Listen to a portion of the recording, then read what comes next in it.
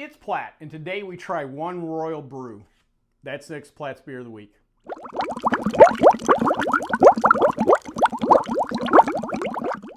All right, gang, doing something a little different today, shooting daytime, doing a little day drinking. The particular beer we have today is Konig Ludwig Weissbeer. A little background into the brewery. The brewery is located in Fürstenfeldbruck, hopefully I pronounced that right, Germany. It is in Bavaria, which is the heart of German beer culture and where a lot of the big prominent breweries are located.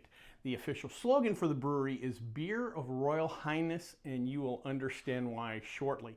The current proprietor is gentleman Prince Leopold of the House of Wittelsbach. Can't sound any more European than that. He is the great-grandson of Ludwig III, who was the last king of Bavaria. This also means that he is descendant of the people that signed the Reinheitsgebot, or the Beer Purity Law of 1516. This stuff's literally in his blood. Oktoberfest was originally celebrated for the wedding of King Ludwig I. Beer royalty. Literally, you can't get more beer royalty than that. The House of Wittelsbach had a brewery all the way back in the year 1260, almost 800 years ago. The current brewery was purchased in 1980, but was built in 1870, right after our Civil War, just to kind of give you some kind of context. In 2001, Prince Leopold merged, or did a 50-50 merger with Warsteiner. I've got the old Warsteiner keg up there.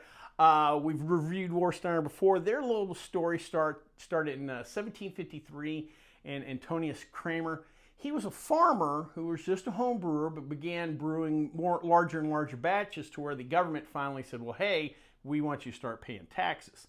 His response is, well, if I'm going to go through this exercise, might as well start a brewery, and the rest, they say, is history. I believe today the 9th generation of the family is running that brewery. Again, incredible lineages in these breweries, and the stories just steeped in the history of Germany.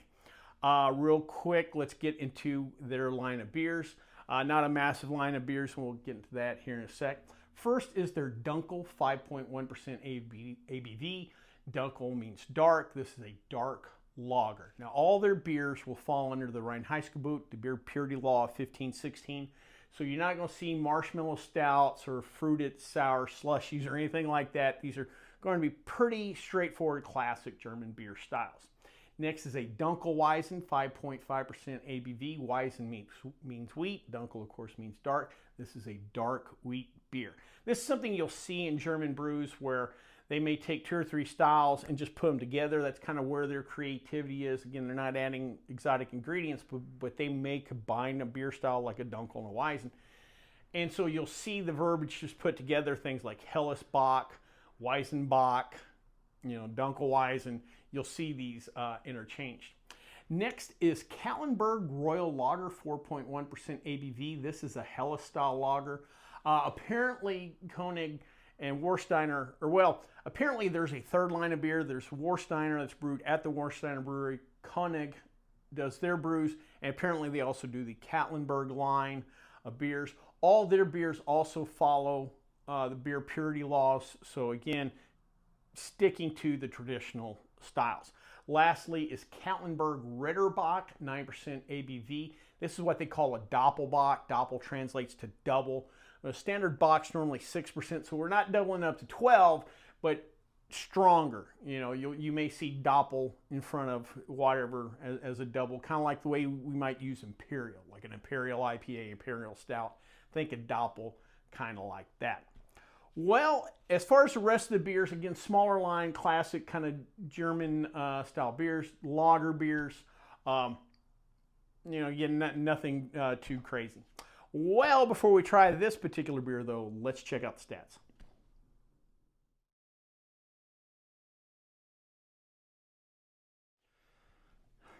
Well, all right, guys, it's that time of year.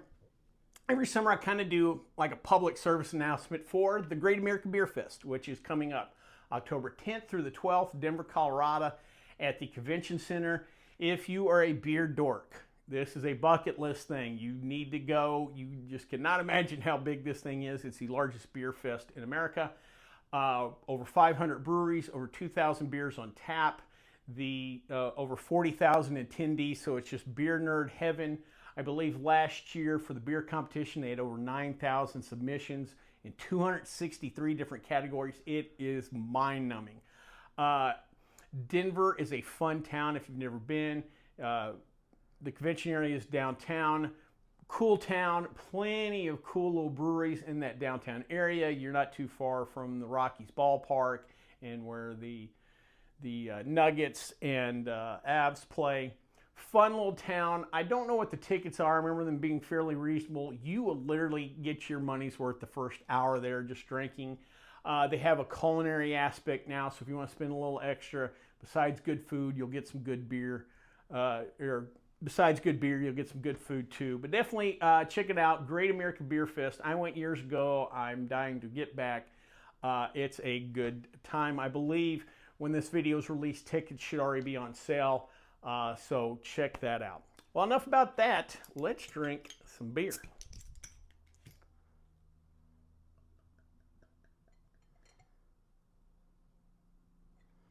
All right, plenty of effervescence, what we expect from this style of beer. Got a little aggressive with the pour, but that's all right. Cloudy wheat. We're going to get that protein. We're going to get some cloudiness, so that's fine. Let's go on the nose. Fairly simple nose, a little more malt or grain forward. Not really picking up much hops on here. Let's go ahead and dive in. Oh man, that is a nice summertime sipper. Wheat comes out nice.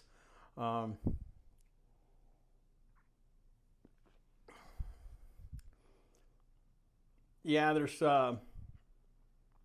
you kind of get the wheat funkiness.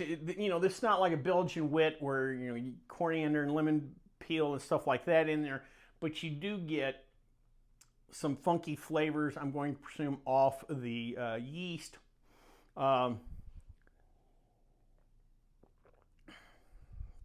Yeah, classic wheat beer, easy drinker, well executed. No real superlatives, like I don't get a ton of malt, I don't get a ton of hops, nothing really attacks, but just, man, a nice kind of straightforward, easy drinking brew.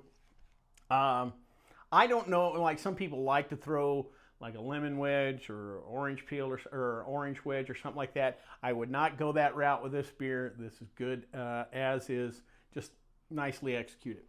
Well, I hope you liked this video. If you did, please subscribe down below. Also, check out the other videos on the channel and like the videos because it lets YouTube know we're putting out good content.